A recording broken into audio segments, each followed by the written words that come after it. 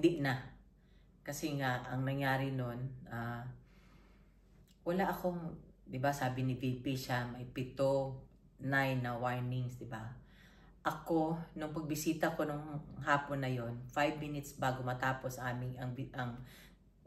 visitation time namin, sinabihan ako nung isa doon. Sabi niya na nung July 19 daw, nung phone conversation namin, meron daw akong sinabi. Sabi ko, about the case.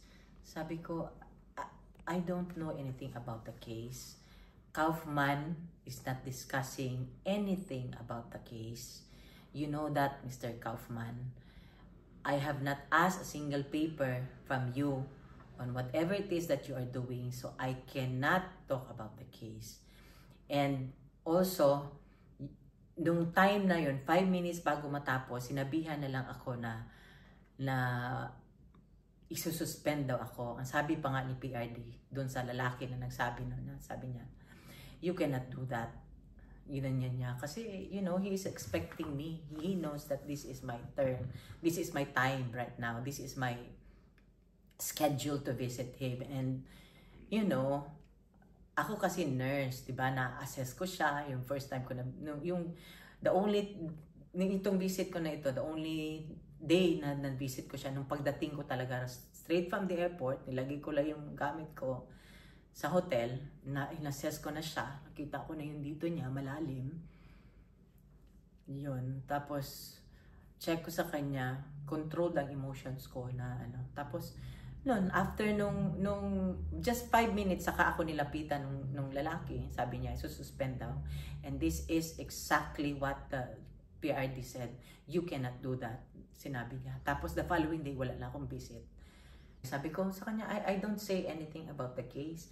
All I tell him is, he asks me usually about the news. I'm sure the same kami ng sinabi ni VP, kasi news yun eh. Pareho kami ng sinabi ni VP kasi narinig niya rin yun sa news. Kaya nga sabi ni VP, di ba, narinig niyo ba yun? Kayo nagsabi nun, di ba, na may 7 or 9 warnings ako. I didn't receive any. You know, ito lang ang masasabi ko. Sinabi ko na kay Mr. Kaufman, sabi ko, wala namang, alam ko, I have nothing against you, pero please do not deprive us of, you know, asking other people or asking legal opinions from other lawyers also. Pero we acknowledge you as his lawyer. Pero sabi ko nga sa kanya, baliktad tayo. Asawa mo, ikaw kaya ang nasa loob. Ano kaya ang gawin ng asawa mo? You know, the last time, every time I go there, I tell him, he would always ask, PRD would always ask, ano na, kumusta na? Makaano na ako, no? We cannot talk about the case. Pagkatapos ko dito, tatawagan ko ang lawyer para sa kanya mo tanungin lahat. Ganyan, always recorded yan. Recorded yan. Gusto ko nga igawin nilang public yung conversation eh. Wala ako doong madiscuss na about sa case because sabi ko, Mr. Kaufman, I'm not asking any paper from you. You are not talking to me about the case or any of your associates.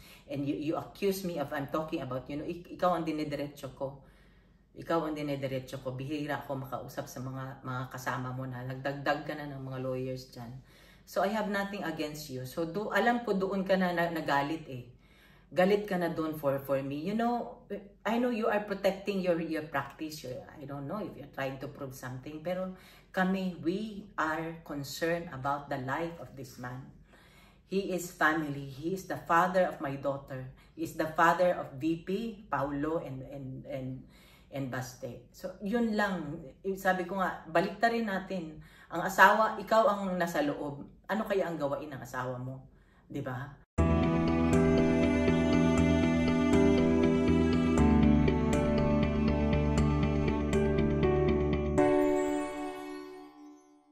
Ang sinabi niya sa akin July 19, and to tell you honestly, hindi niya ma-point out kung ano.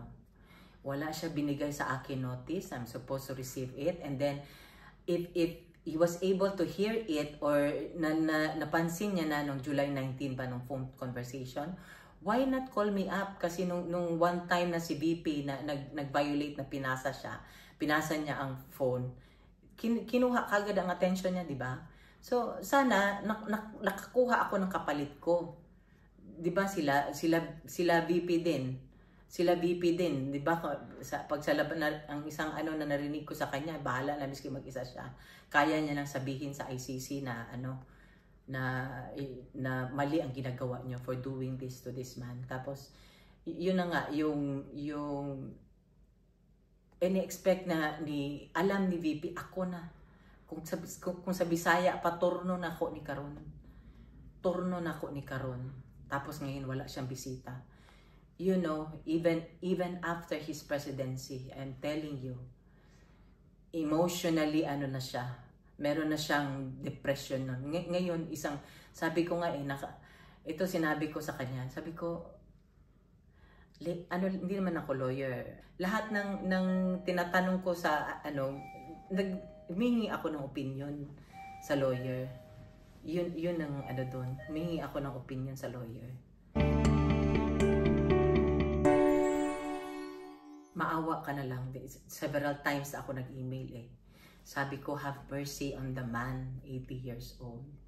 You know, you only get to talk to him 1 hour a day, Monday to Fridays, not on weekends. You don't see him 23 hours a day.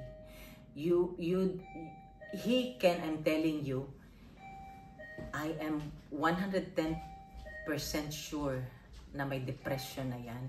Ngayon, dinideprive mo ako na mabisita siya, na may maalam niya nandito ako sa labas. Dinideprive mo ako na mabisita siya, at least may makausap siya na family. You know, I am telling you, he can stay in his room, he can stay sleeping for 24 hours. Kilala ko na yung tao. Saka sabi ko 'di ba, ang opinion ko lahat, attorney, puro lang suggestion ba. Sabi ko, hindi ba kayo pupunta ng Pilipinas, kukuha ng whatever, 'di ba? Parang ganun, 'di ba? You should get more information about the man. How can you ito pa ang question ko, how can you defend the man if you do not know the man?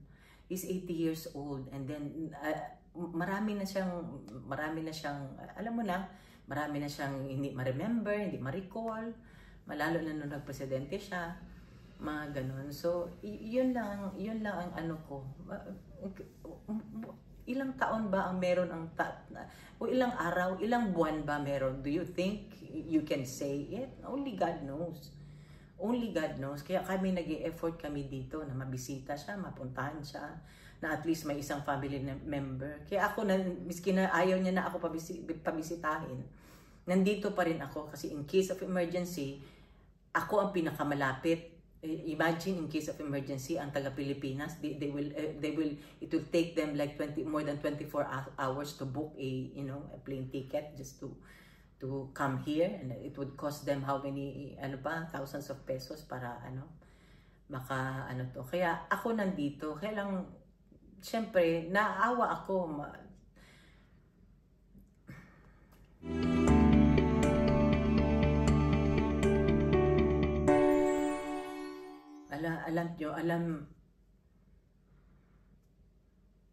Alam ni Mayor Baste kung ano na lang ang naiisip ko. Kahit ano na lang. Sabi ko sa kanya, hindi pa natin nagawa lahat. So nananawagan ako, alam ko every time na mga Pilipino, magdasal tayo.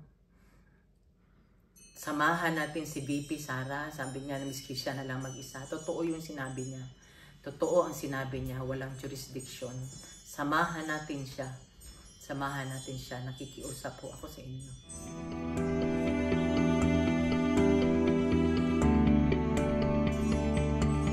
Ito, tawa. Kasi si Kitty kasi may tawag pa rin siya.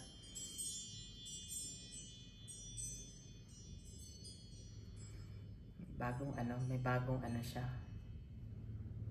Kanina lang ito. Galing daw kay yung isang kay Claudia doon sa isang lawyer na nag-visit. PRD sends the following message to Hanilet. My undying love for you and for all the things that you have done for me. Thank you.